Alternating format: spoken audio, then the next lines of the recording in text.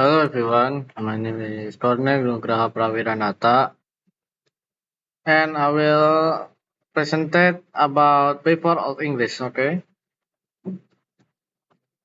Content of this presentation is first I will explain about Indo-European. Second, I will explain about Indo-European to Germanic sound change. The third, I will explain about Indo-European to Germanic change in morphology and syntax.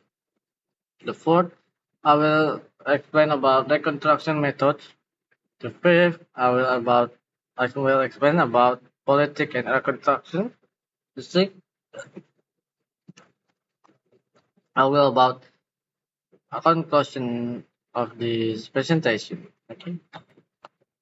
First, I will explain about Indo-European. This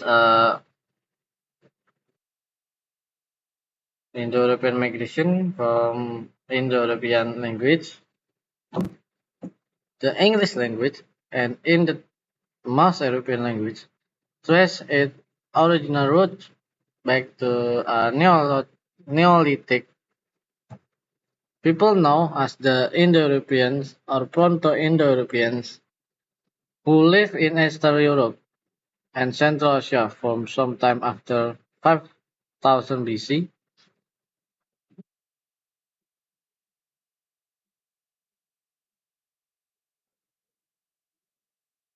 Different hypotheses suggest various different dates anywhere between the 7th and the 3rd millennium BC. We don't know exactly what the original Indo-European language was like as no writing exists from that time.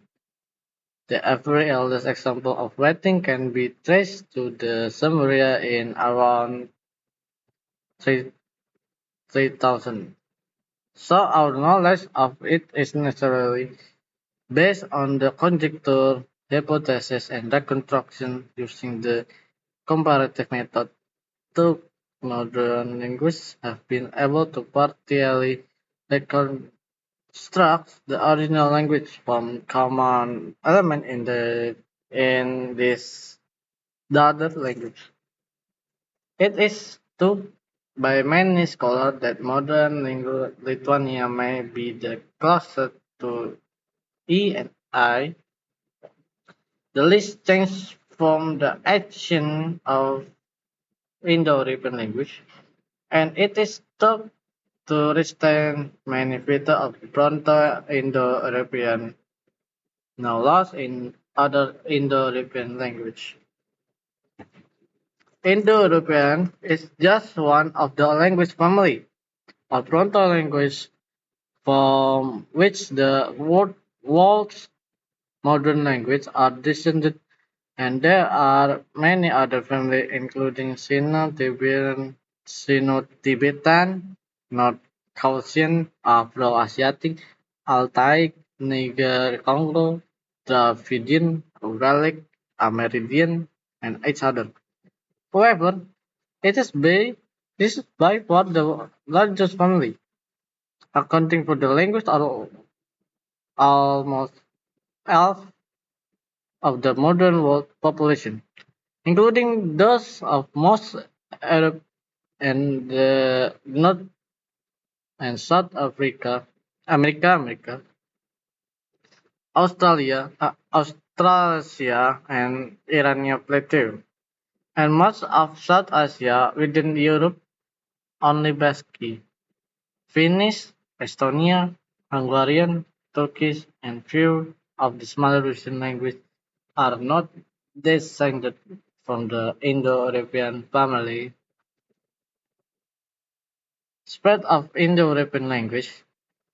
Sometime between 3000 and 500 BC and 2500 BC, the Indo-European began to fan out across Europe and Asia in search of new pasture and hunting ground, and their language developed and diverged in isolation by around 1000 BC. The original Indo-European language split into a dozen or more major language groups or families, the main group being Hellenic, Italic, Indo-Iranian, Celtic, Germanic, Armenian, Balto-Slavic, and Albanian.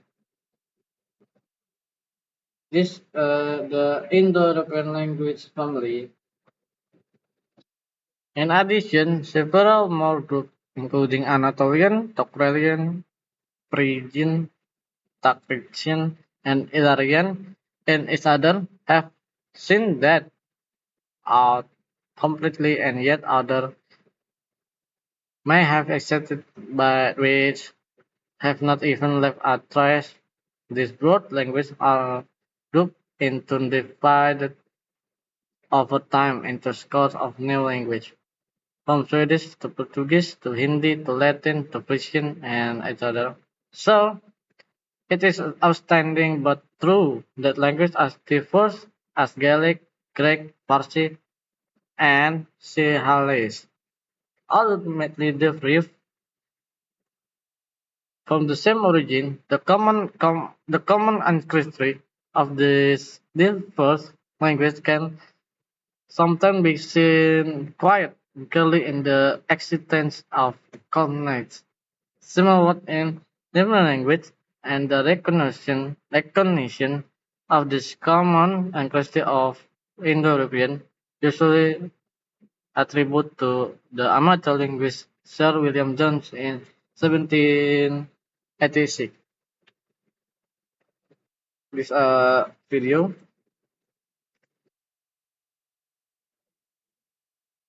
Hello, everyone. My name is Paul. Let's go to the Around 46% of the people on Earth speak an Indo European language as their native language throughout Europe, South Asia, the Americas, and beyond. The Indo European language family contains languages as diverse as English, Hindi, Persian, Russian, Armenian, and Greek, languages which, on the surface, may seem to have nothing in common, but they actually do. All Indo-European languages developed from Proto-Indo-European. According to the most widely accepted theory, Proto-Indo-European was spoken around 6,500 years ago on the Eurasian steppe of eastern Ukraine, southern Russia, and the Caucasus. The Indo-Europeans were the first, or among the first people, to domesticate horses, which greatly increased their ability to travel and migrate.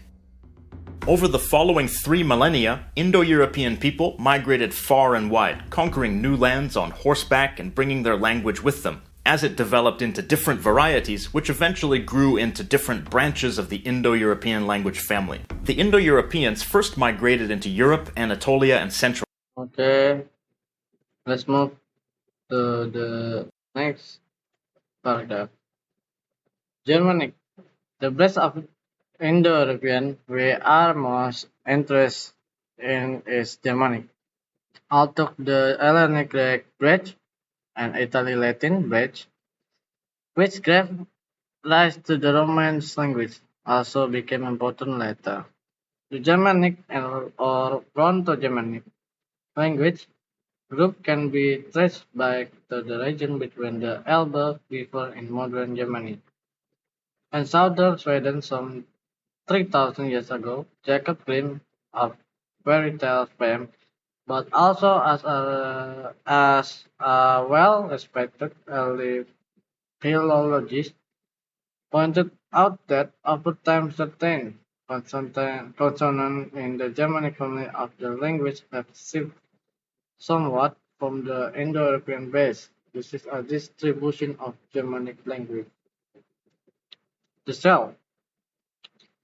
Little of nothing is known about the original hunter-gatherer inhabitant of the Aventis Isles before they were cut off the rest of Europe by the English Channel around 5000 BC and to the 6000 BC.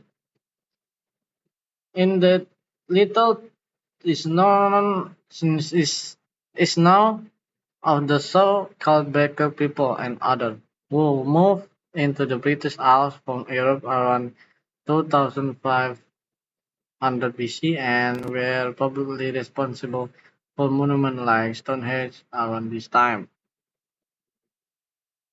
The earliest inhabited of Britain, about which anything is known are the Celts, the name from the Greek "keltoi", meaning a barbarian,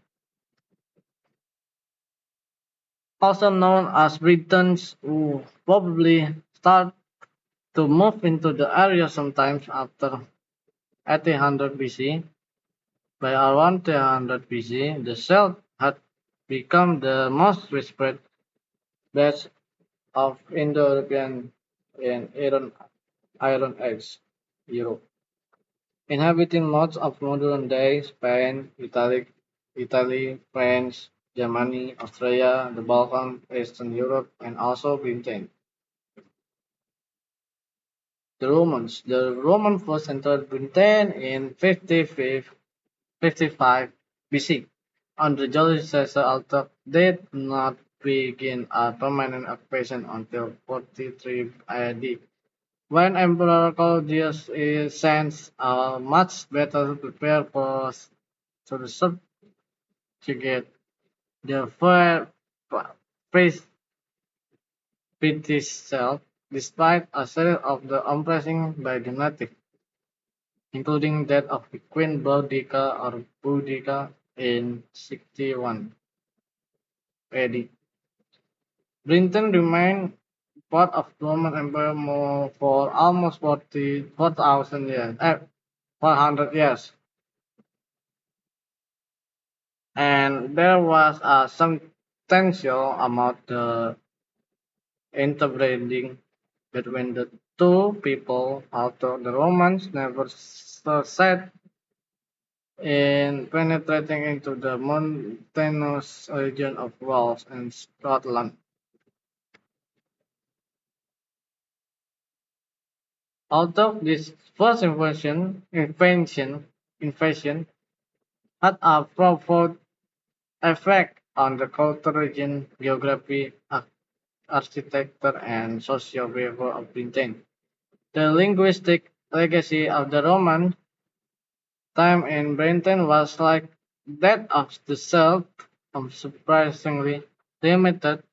This legacy takes from the form of less than 2,000 loan words, 200 loan words, sorry, coined by the Roman merchant and soldiers. As win is I don't know about Latin. I will skip it. However, Latin would at a later time see section of the coming of Christianity and literacy, and the English Renaissance come to have some substantial influence on the language. Latin did not replace the Celtic language in Britain, as it had done in Gaul, and use of Latin by native Britons during the period of Roman rule was probably convenient to members of the upper classes and the inhabitants of the cities and towns. The Romans, under attack at home from Visigoths, Ostrogoths, and Vandals, abandoned Britain to the south in 410 and 10 AD, completing their withdrawal by 436 AD.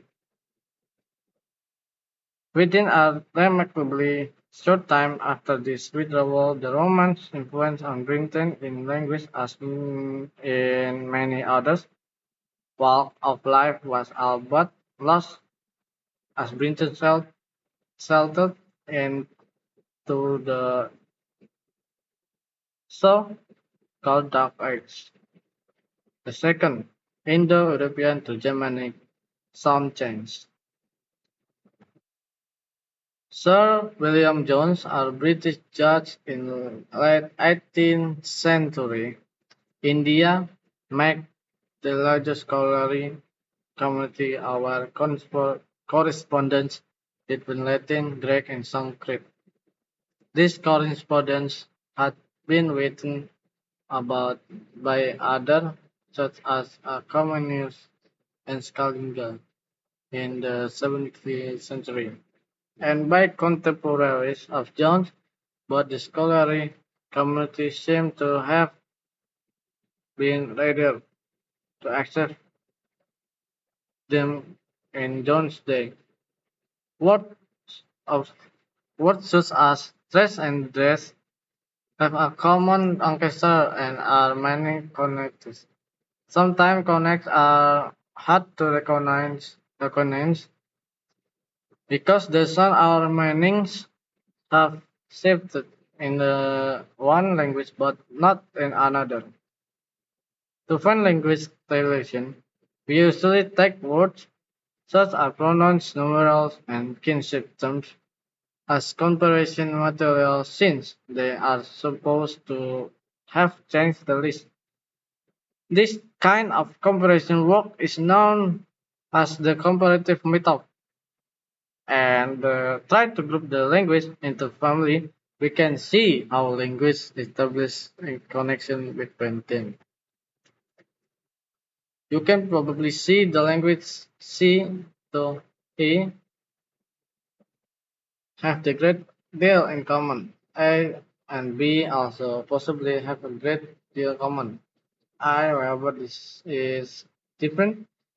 This turned out to be correct. A and B are Arabic and Hebrew.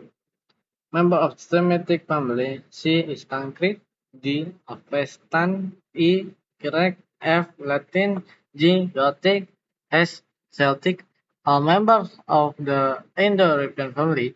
I is Turkish. A member of the Atalic family. For more on the actual language, the term connect is used more generally. These are branches of Indo-European.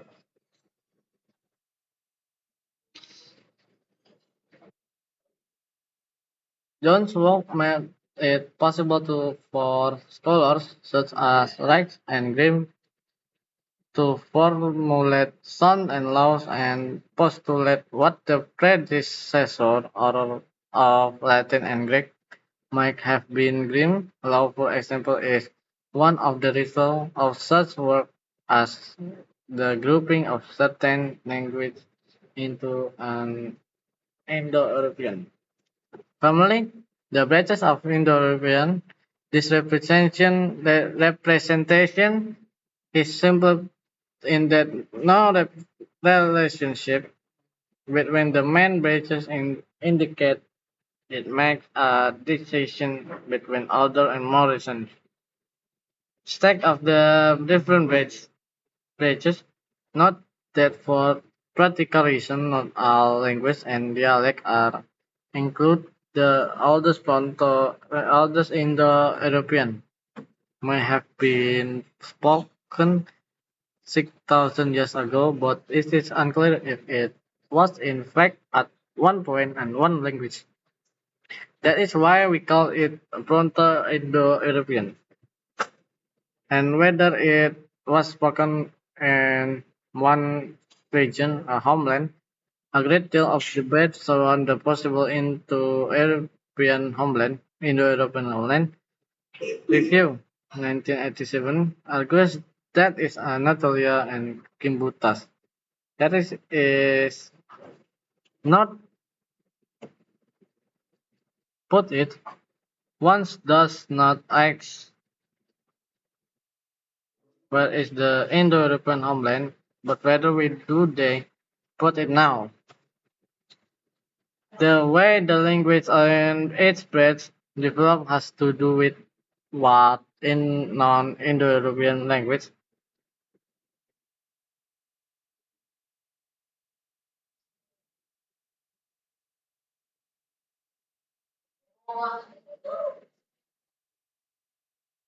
Non-Indo-European language they come to into contact with, for example, Germanic may have some into taking place in Indo-European language are accounted by Greenflow.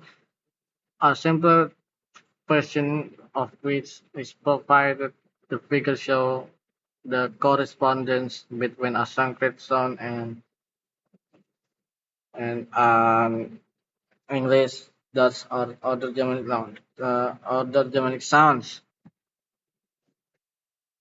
Example of this shift are Latin pet, which correspond to English foot, Latin tenuis, right, parallels, then, and Latin centum, which correspond to 100. If you remember phonetic information from chapter 2, you will notice that our voice list stop,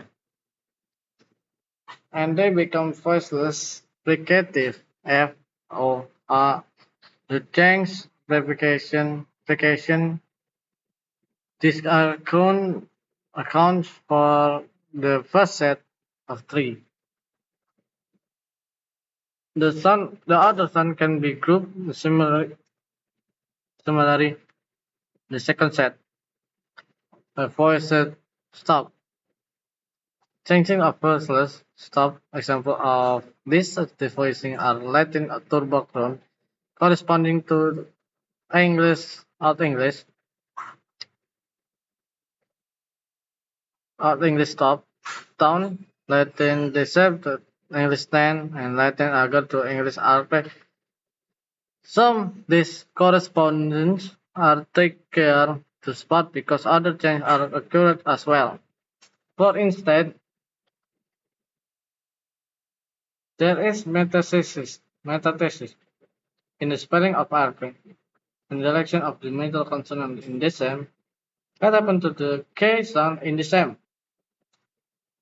The third set of the change involves the aspirate voice stop B, T, and K, very common in Sanskrit, evolving into the voice stop EA, losing inspiration. For example, brata correspond to brother, door to door, and ghosty to guest. This can all be found by looking up the etymology of the English words. In the OED, in Latin and Greek, the aspirate stop from Sanskrit are voiceless. Fricative ghostly is ghostly, gas and butter is prata. The exact correspondence are Sanskrit b and with and Latin f and Greek p, Sanskrit d, Latin f, and Greek t. The Sanskrit k with Latin h and Greek ch. These correspondence are provided in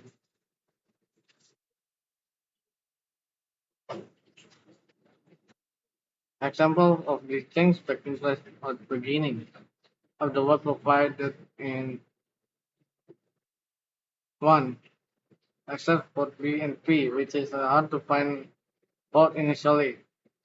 Sanskrit is the first form given except for Kan, which is old Persian, Latin the second, and English the third. It is important to remember that the change taking place only once a word. Dua corresponded to, but the letter does not change before.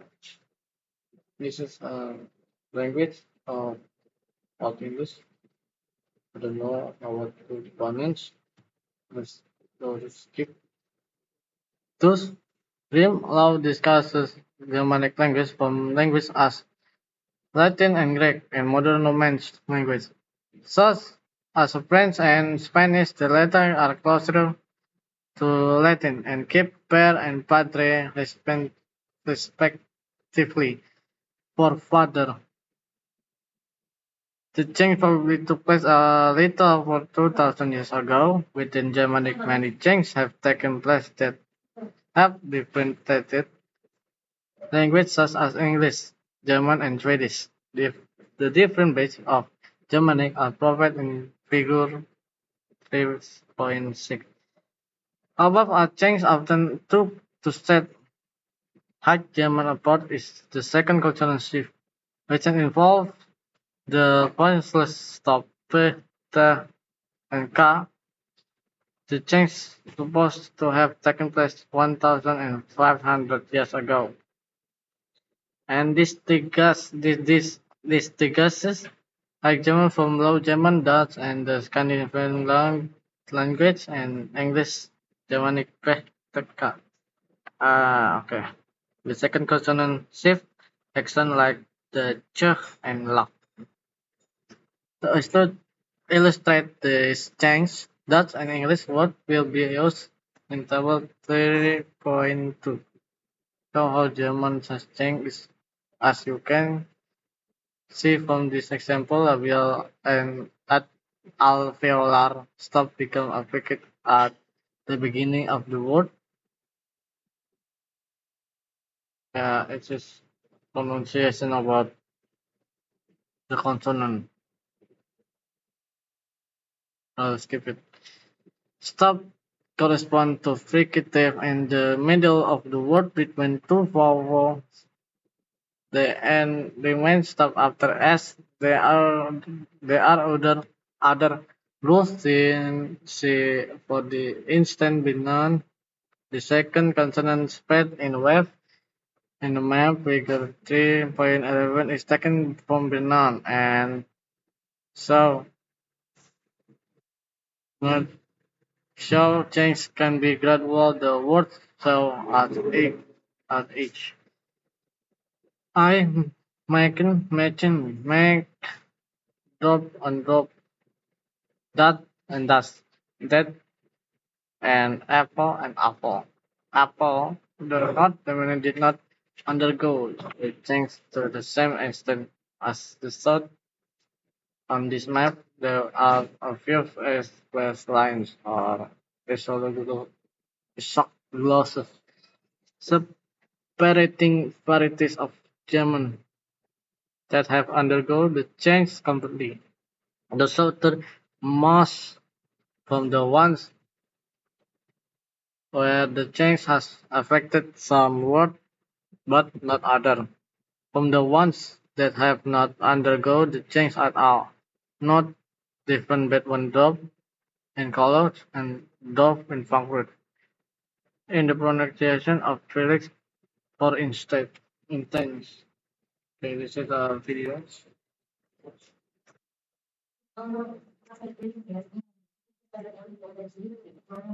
The Proto-Indo-European language. Numbers. Oinos. Duo. Tres. Quetuores. Penque. Suex. Septem. Octo. Enneun. Decimt. Vocabulary. Mehter. Pter. Bretter. Suessor. Dugter. Sopnu. Nepot. Daiher. Snussos. Swekru. Dikemon. Hner. Wihro. Gwenne. Egg. Hme. Himegi. Moi. Himeme. Himene. Humoyo. Himeyo. Tu. Wei. Nisme. Nos. You. Swe. Usme. Was. Swe. Quid. Quod. Quis. Quos. Quei. Quoi. Que. Ne. Dac. Okay. Okay. So to move next section. The third Indo-European to Germanic change in morphology and syntax. In the previous chapter, we discussed the importance of inflection now ending in Old English, the complexity of the endings on nouns and verbs.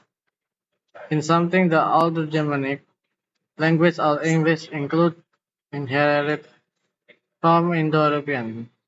There are changes specific to Germanic, however, as we will see in this section. We will examine how a language such as Sanskrit changed its speech. Has worked on Indo-European as well as many on other areas in historical linguistics.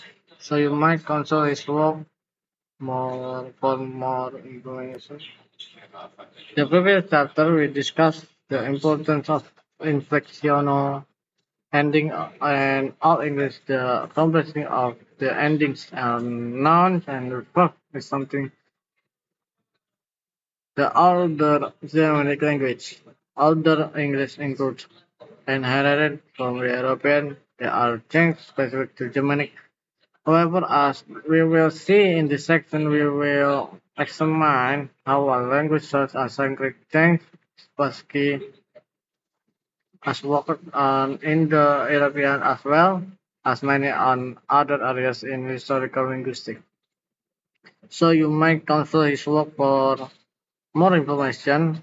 Sanskrit nouns have findings representing 8 different cases: nominative, genitative, dative, accusative, instrumental, ablative, locative, and vocative. For instance, in Sanskrit.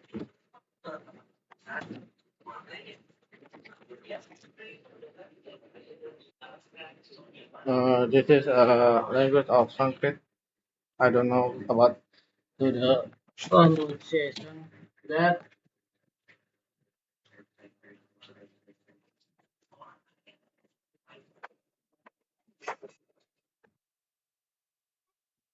okay.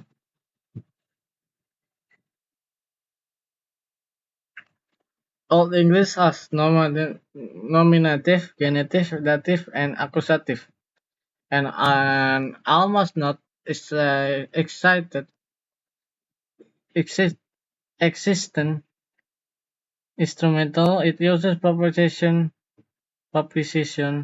rather than locative, ablative, and instrumental. It would be used for locative and form the and truck for ablative and instrumental case. The ending in depend on the noun class as is the case in Old English. Ayodhya is a feminine nouns. Other nouns classes different ending from are ending for the reason and number of the truth. The t ending on falsity and of chapter 1. We saw that in Old English the pronoun may be left out as well.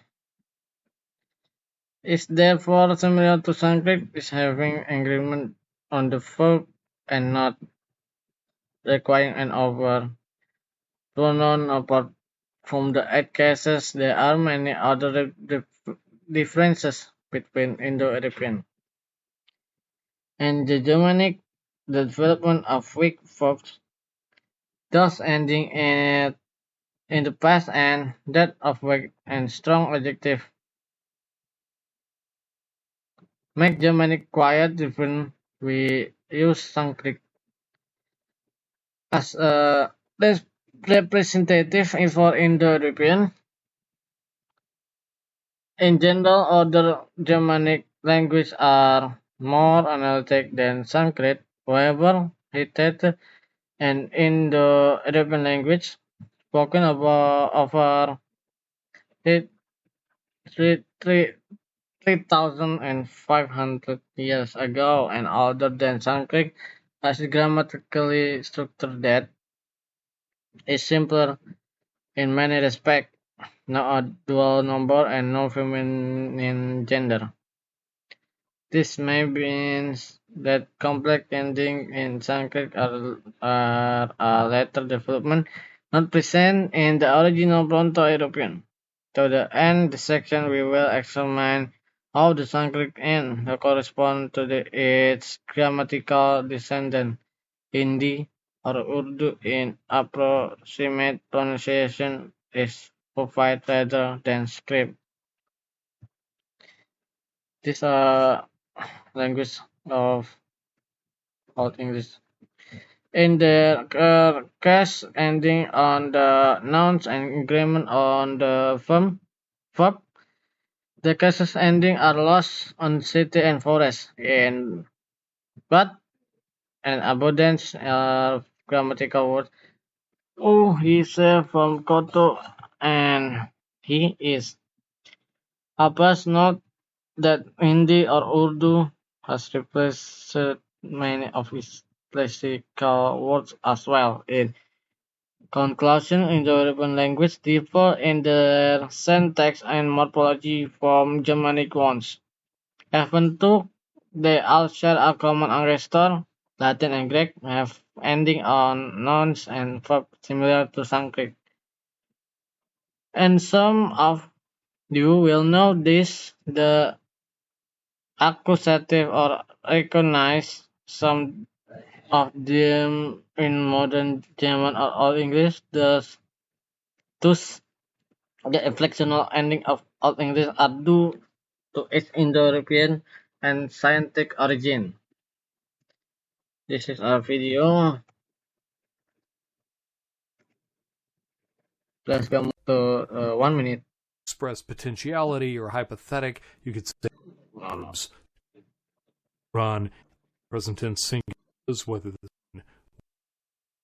and this is the way this is one of the European verbs. We can look at Latin and see that just to know the basics of a verb, you have to know four principal parts: amo, amare, amavi, amatus. But then, this is the verb to love again, but then there are another 200 some odd distinct forms of the verb that, like Spanish, have endings that convey specific nuances of meaning, that add grammatical information. And they have these excellent forms like amanda, the gerundive, and it means she who ought to be loved, and so forth. We've got a passive there, two passives in fact. In ancient Greek, we can, I won't give you the forms, but we can explain that you've got four separate moods, that is, levels of reality and obligation. So when we have modal verbs like I would, I should, I could, I might, or if I were to. Okay, let's go to the next section. The construction method. Okay. In this section, we will briefly discuss how to reconstruct the sound system of language when we have spoken or written evidence, and when we do not, and when we reconstruct a proto-language. Reconstruction, the morphology and syntax is more controversial, and we will not be attempted see Lightfoot in 1980, and for the opposite view, see Lehman in 1993. Grimm's law could be formulated because there are written records for Sanskrit, Latin, Greek, and Hittite. There are also methods of reconstruction language for which we have no written records. One is the comparative method we observe at work in section 3 without giving in a name. Linguists often compare related languages. For instance, compare French, Italian, Portuguese, Catalan, and Spanish. And suppose we did not know the parent language, how could we reconstruct it? It's a language of French, Italian, Portuguese, Catalan, Spanish, and I don't know about this. And I will skip it. Okay. K to V, French. B is P to B. Between two vowel Spanish, C ending are double consonant. This pair French, Italian, and Catalan rules is A and C makes sense since both palatalization and loss of ending of double consonant occur frequently. Rule B, however, does not make sense since typically stop become fricative between vowel and not the other ways around. Therefore, instead of the cavallo, we can reconstruct caballo. We keep arose A and C, but changed B into the precation full stop to fricative, even though the rule has to apply into language is a preferable linguistically. They don't. B to V, get into vowel, French, Italian, and Portuguese and Catalan. Note that in many Spanish varieties, the B is tending to A fricative as well, and that's make more plausible to make sure the reconstruction of Caballo is correct. We need to examine other. What with the same voice stop in a fair number of such words show the same correspondence, the reconstruction is probably accurate. Let's look the reconstruction of the word for apparent language that we don't know and cannot check. The word in hypothetical families such as nostratic have been reconstructed on the basis of family which there is evidence such as Indo-European and Dravidian.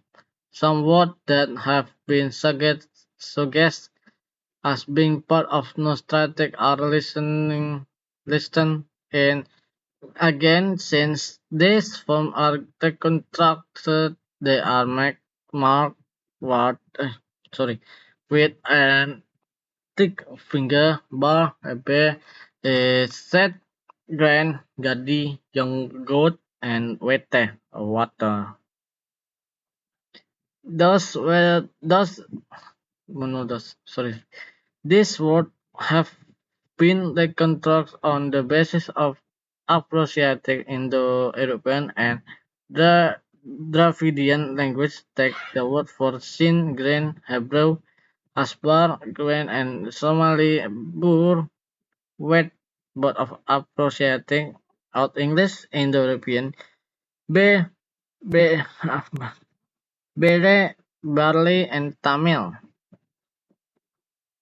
Parallel since recalling the phonetic feature discussed in the chapter 2, we can see and sin B and P. Albert bilabial stop having a B, lose it voicing to become P, probably due to the fact that more families have B than P, and ending are often ended has been criticized extensively with the disparate agriculture and other technical advances could, could have been borrowed and their similarities might not be proof of linguistic relation. They could be coincidental. Okay, let's go to the number 5. Politics and reconstruction. In this section, we will briefly examine some political issues related to linguistic reconstruction is culture constructs a certain identity, sometimes based on the true event, sometimes not. Language plays a major role in the correct construction of identity. Let's start Let's start with a few instances where linguistic and other facts uh, do not match in the history constructed by the people in question. The most notorious example is that of Europe during World War II. A myth of Germanic superiority was created that justified terrible atrocities. Some ideas were inspired by the Aryan myth, as Polyakov 1974 called it. Polyakov and Bernal argued that the reason Indo-European study became popular in early 19th century. Most are racist, anti-Semitic, and anti-African sentiment set link the Indo-European interest to the colonialism and imperialism need to come to terms with the colonialists. There are other examples of ideology influencing ethnic identity and harapan. The harapan. Culture flourished in Harappa and Mohenjo-daro from 2500 to 1600 BCE. It was advanced culture with irrigation, large cities, trade, and writing system. A number of groups would therefore like to claim it as their ancestral group. One theory has it that this culture is clearly Dravidian, and that as Indo-Europeans now as Arya or Indian migrate to what is now Pakistan and northern India. The Dravidians are pushed to the south and once more to group to northwest. Some authors, however, claim that this culture are Aryan, not Dravidian. And the myth about Harappa was started by the British in the 19th century to minimize growing Indian nationalism. Another example involves East Asia to many linguists. It is clear that Japanese and Korea are related in grammar and vocabulary. This fact is not popular with either the Japanese or the Korean population. However, up to 1946, according to each other diamond, it was thought in Japan that the Japan originated in Japan. That is why money and resources were and are available for exploring archeo- archeolo- archaeological sites in 2000 and archaeologists was caught placing to stone artifacts that would have changed our view and the cognitive ability of early humans. 500, 500 BP, 500,000 BP. It would have made that early Japanese population special such a reanalysis of Japan and its culture, would have been welcome in many circles. Another debate issue is the origin of the Ainu now living in northern Japan, who are presumably descendants of the indigenous population. If they are, they should be accorded a better social status. Okay, and the last is a conclusion about this presentation. This chapter provides a brief account of when we think language started at least 5,000 years ago, 54,000 years ago, and how it spread. Once people immigrate, their language often changed. This results in the different language family present in the world. Of the earliest language we know nothing. The earliest writing is from 5,000 years ago and help us understand some the change. We also examine change in the sound morphology and syntax between Indo-European and Germanic. When there are no written records, linguists have methods for reconstructing words in a hypothet- hypothet- hypothetical proto-language. Point as a last point, we discuss some broader issue is related to language, its origin, and its change. Okay, thank you for listening this presentation about Old English. Any question you can write in the group. Okay. Thank you for me. I'm Conan Praviranata. I'm sorry for my presentation is bad English. Okay. And see you next time.